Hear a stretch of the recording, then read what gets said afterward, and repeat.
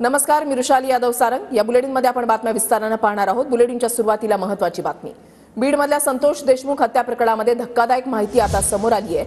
हत्येच्या 1 महिना आधीच संतोष देशमुखांना धमकी आलेली होती अशी सूत्रांची माहिती आहे आणि हत्येच्या 1 महिना आधीच संतोष देशमुखांना ही जी धमकी आलेली होती, कराड साठेकडून देशमुखांना ही धमकी आली असा जबाब त्यांच्या पत्नीने नोंदवलेला आहे अशी सूत्रांची माहिती आहे। जीव मारण्याची धमकी आल्याने संतोष देशमुख हे अस्वस्थ झालेले होते।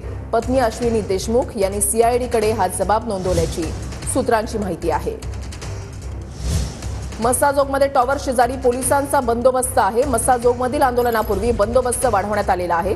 देशमुख कुटुंबीय आणि मस्साजोग ग्रामस्थांचा आज टॉवरवर चढून आंदोलन होणार आहे तसा इशाराच त्यांच्याकडून देण्यात आलेला आहे। त्यामुळे या पार्श्वभूमीवर टॉवरच्या आजूबाजूला आणि टॉवरच्या परिसरामध्ये पोलिसांचा बंदोबस्त आज सकाळपासूनच पाहायला मिळतोय।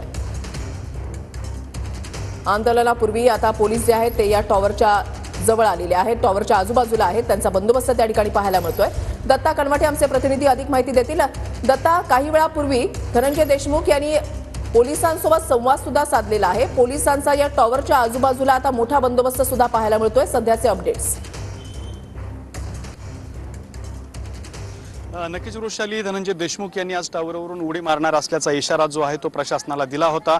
हा इशारा दिल्यानंतर आज या गावातल्या टावर भोवती हे सगळे नागरिक लोक जे आहेत गावातले किंवा बाहेरून जे आलेले लोक आहेत ते सुद्धा या ठिकाणी जमा झाले असल्याचं आपल्याला पाहायला मिळतंय। या टावरला चारही बाजूने नागरिकांनी गराडा घातलेला आहे। त्याचबरोबर पोलिसांचा सुद्धा मोठा बंदोबस्त या ठिकाणी ठेवण्यात आलेला आहे। हा गावातला प्रमुख टावर आहे, साधारण 200 फूट या टावरची उंची आहे आणि याच टावरवरून उडी मारणार असल्याचा इशारा देण्यात आल्यानंतर प्रशासन यंत्रणा ही कालपासूनच अलर्ट झाली होती आणि यंत्रणेकडून या ठिकाणी मोठा बंदोबस्त लावण्यात आलेला आहे। मात्र संतोष देशमुख या टावरपाशी अद्याप आलेले नाहीत। मात्र गावकऱ्यांनी या टावरच्या भोवती सगळीकडे गराडा घातलेला आहे। त्याचबरोबर पोलिसांचा सुद्धा गराडा आपल्याला पाहायला मिळतोय। काही लोक सुद्धा या समोरच्या बाजूला जमलेले आहेत, ज्यांच्याकडून प्रतिक्रिया सुद्धा दिल्या जात आहेत। या गावातल्या महिला आहेत, या महिला सुद्धा या ठिकाणी आता यायला सुरुवात झालेली आहे। आपण बघू शकता की या महिला सध्या या टावरच्या दिशेने येत आहेत आणि या ठिकाणी नागरिकांनी सगळ्यांनी एक आंदोलन जे आहे वेगळ्या स्वरूपाचं या ठिकाणी सुरू केले असं म्हणावं लागेल, कारण याच ठिकाणी संतोष देशमुख हे टावरवरून उडी मारणार असल्याचं सांगितलं होतं।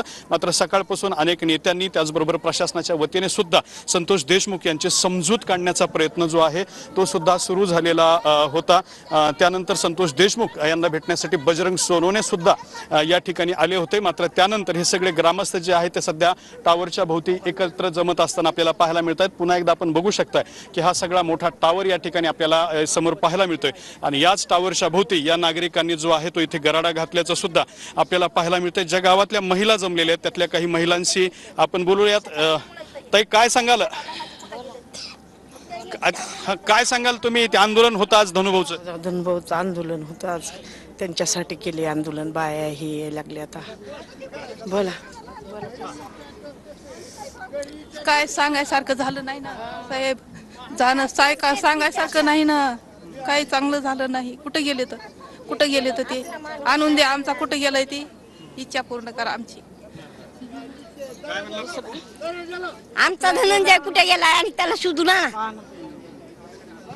तर अशा पद्धतीने हे जे आहे ते आंदोलन या ठिकाणी सुरू असल्याचं आपल्याला पाहायला मिळतं। हे सगळे लोकांचं चित्र पुन्हा एकदा बघू शकताय आपण की टावरच्या भोवती हे सगळे लोक या ठिकाणी जमलेले आहेत आणि टावरच्या भोवती हा सगळा गराडा या सगळ्या नागरिकांनी घातला असल्याचं पाहायला मिळतंय। मात्र धनंजय देशमुख अजूनही टावरपाशी आलेले नाहीत। मात्र पोलिसांचा सुद्धा तगडा बंदोबस्त जो आहे तो या ठिकाणी असल्याचं आपल्याला सध्या पाहायला मिळतंय। वृषाली।